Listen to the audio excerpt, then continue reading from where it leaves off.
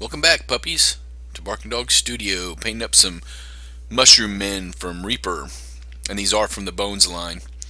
Right here, I'm just using a Vallejo gray wash to touch up some overpainted areas underneath the mushroom's cap. In a real mushroom, that's where the spores would release from.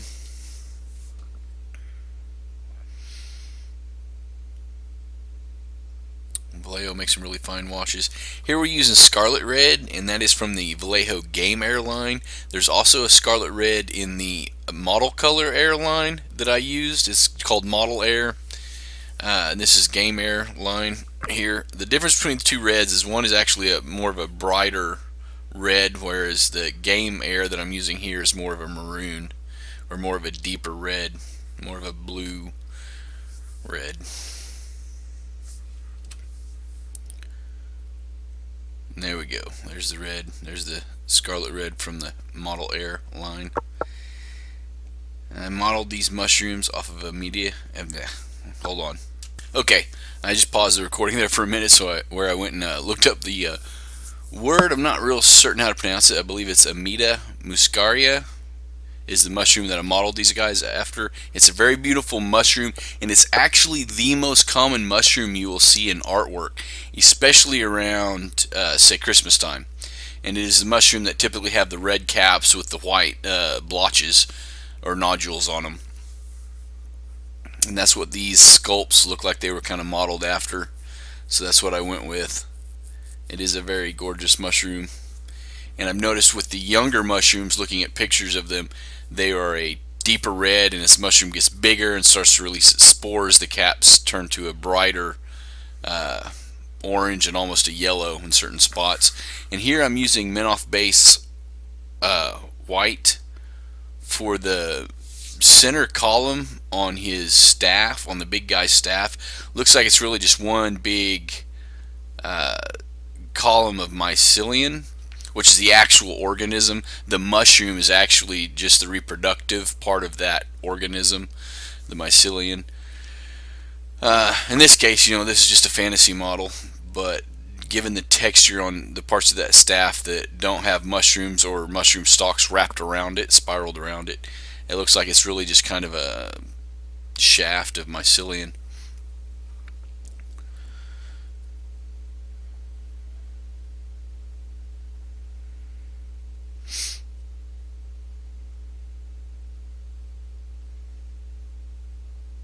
Again, these guys are modeled after Amanita muscaria.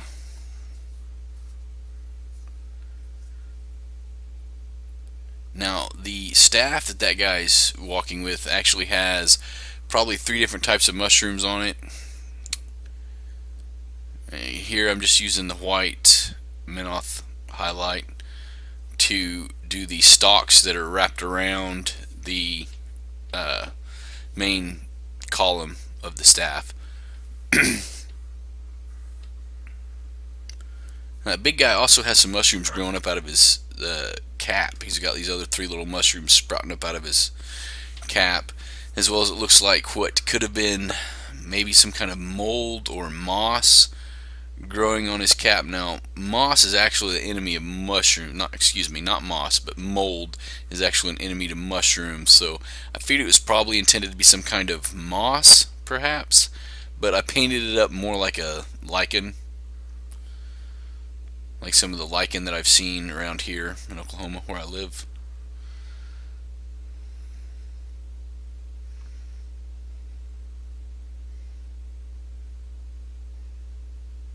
Now, when the Amida are smaller mushrooms, when they're first starting out and they don't really have the white blotches yet, they still have kind of a deep red color. But with the little mushrooms on this sculpt, I went ahead and gave them kind of a golden brown cap. We'll get into some more of that later. Right now, I'm still just painting up the stalks. And here I'm using Army Painter Shade Strong Tone Wash. There's a snail on top of that big guy's cap also, a snail shell actually. And I use it to help bring out the definition in the spiral of the shell and the opening.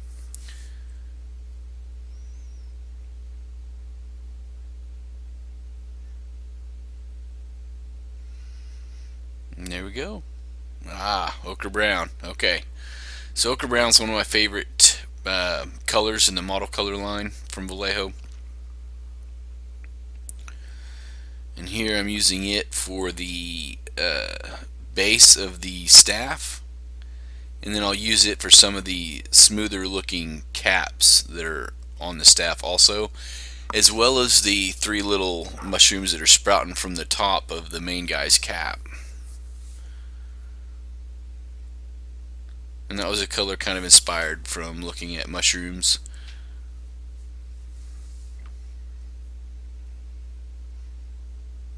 Inspired by cubensis, some golden teacher perhaps. I think there are other mushrooms that have that same coloring to them.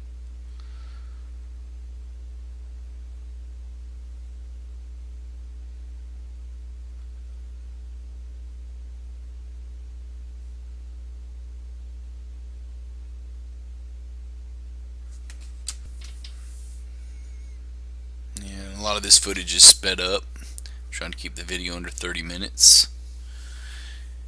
Now here I'm just using some scarlet red. Actually, I might be using gory red. I take that back. Yeah, I'm using gory red for these caps right here. It's just a shade darker than the scarlet red that you saw me using earlier.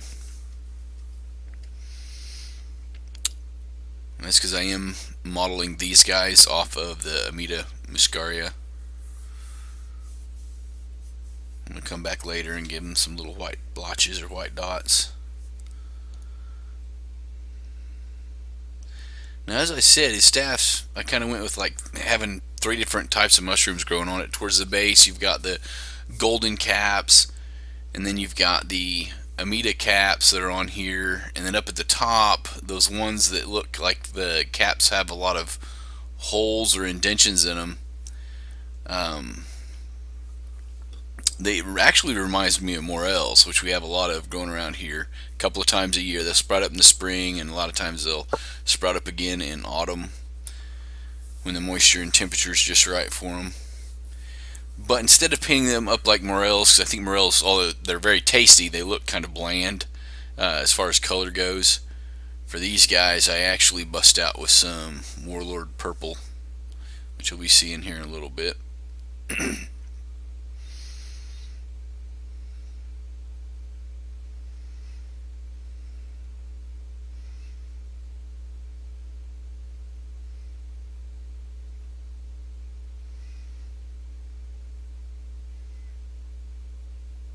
Just touching up those caps, making sure I get them colored good. Dead white from the game color line. Give it a good shake. That extra opaque game color line, the paint's very, very thick. Now here I'm just basing over, giving a good base of that pure white from the dead white. It's a very, very white, and I'm using it to base over those mushrooms that later get the Warlord Purple, and I'm doing that to brighten them, so when I do coat them with the Warlord Purple, they're brighter than they would have been if I just left them the dark primer color.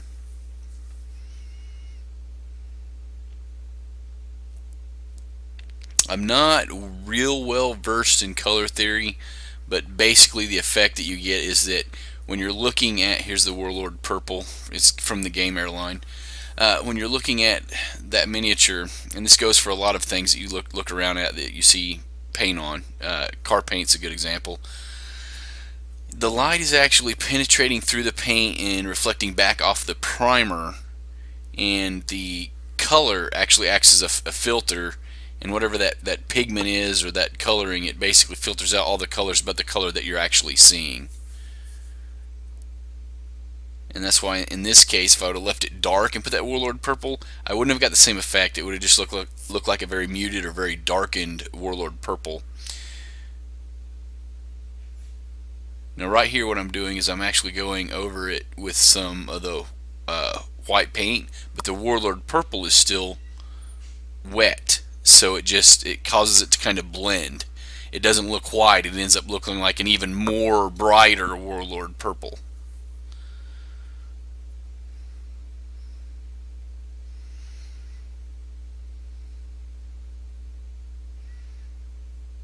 Yeah, I'm just finishing those white blotches on the Amita caps.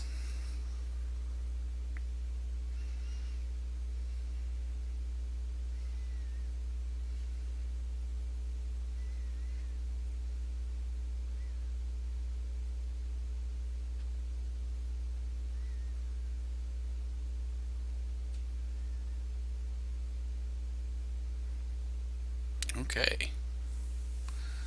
Just give him once over, checking, make sure he's good. Oh, I didn't like that one, so we're gonna just go ahead and paint over it again, give it a little bit to dry, and then when it dries, I come back later and put some more blotches on it. Model Color Black. It's one of my favorite blacks. I have a couple of others from some other lines, but the thing that I like about the Model Color Black is that it is just a very, very flat black.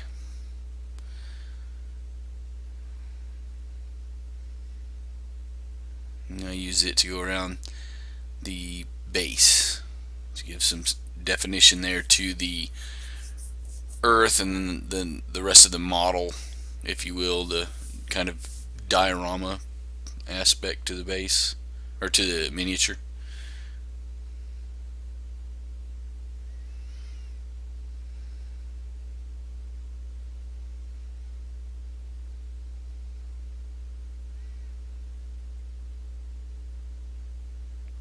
Use other colors, but I like the contrast I get from having the black base and then the colored texturing or basing that actually goes for the model.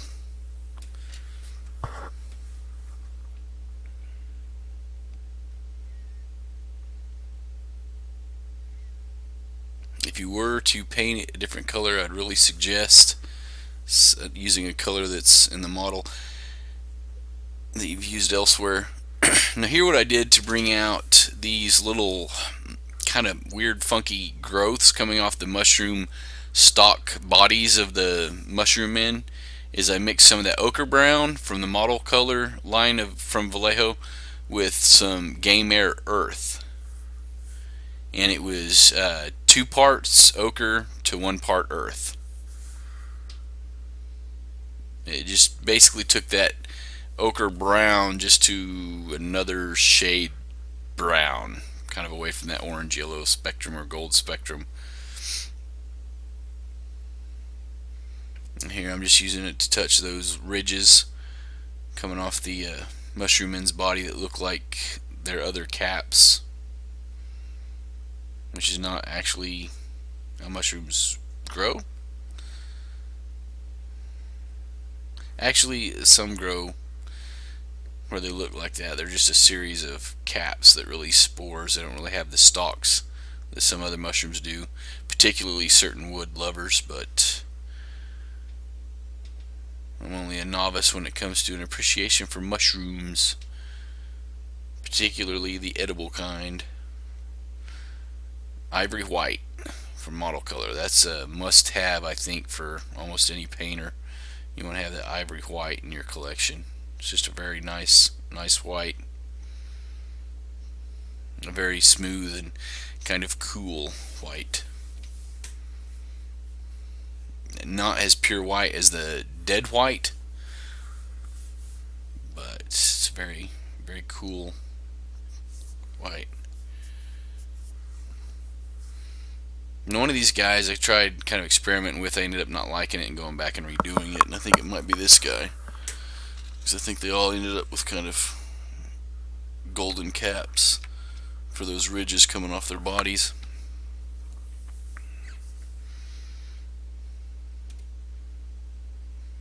And sorry for the miniature being out of focus there.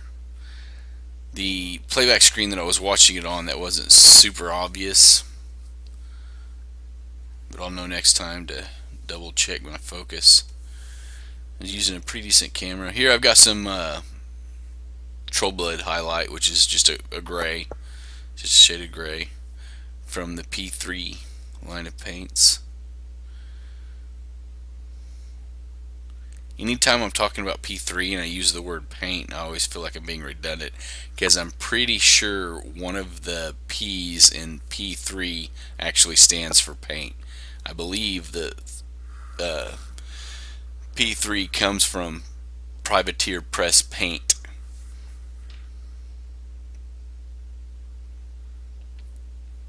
And there's some good quality paints. There's a lot of really cool colors in that line. Here again, I'm just touching up those ridges, and I'm using that gray to go in where I've kind of overpainted. I'm using that Troll Blood highlight actually as kind of a shadow.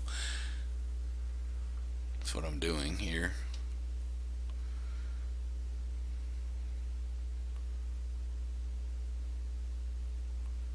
And there you see me coming in with some of that ivory white, just trying to add some streaks to it, because mushroom stalks, if you look really close at some clean mushroom stalks, they look very streaky and stringy. Okay, here we're going to do some basing techniques. We got Mininatur. I'm not exactly sure how to pronounce that, but you saw the package. There you go. And it is the short scale, I think is what it was referred to, and it's the autumn grass tufts. I have tufts from a couple of other manufacturers, like the Army Painter. I have some of their tufts, and they're really nice tufts. But what I like about this particular company's is their tufts are irregular shaped. They're not all these round, kind of almost cloned looking tufts. They're much more random, much more natural looking, and you get a variety of sizes of tufts. Whereas a lot of other tufts, like even the ones from the Army Painter, which are really nice tufts, they're all very uniform. So whenever I go to get one out of the package, it looks just like all the others, the same size. Now you can cut those down, and I'll probably demonstrate that in another video, so you can kind of make them smaller. But that's one of the nice things about this particular brand here. I can just pull them off that plastic and just stick them on. And here I'm just using some glue to put down some leaves on the base, just some PVA glue, and I actually use a shish kebab skewer, a bamboo skewer, to apply that glue, just because it's got a nice point on it and it lets me get some of the glue off the palette onto the base where I want it. And then I use tweezers. I think a couple times I just use my fingers, but just to get small amounts of the leaves on top of the glue.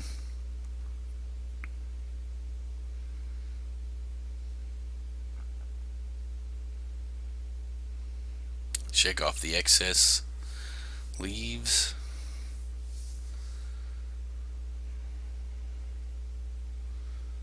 And go back and do it all over again till you're happy with the look.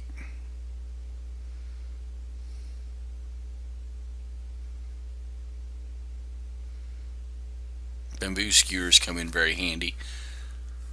And I'll do a future video of the different tools that I use. Some of them are pretty obvious, like these tweezers you see me using. They're really good hobby tweezers, and they're the kind that when you have to squeeze them to open them, so when you relax on them they pinch.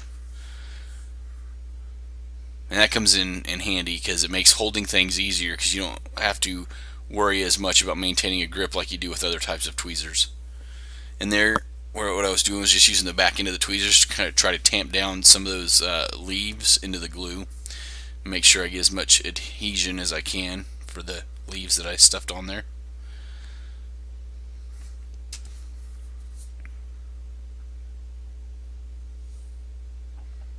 Again, shake off some of the excess.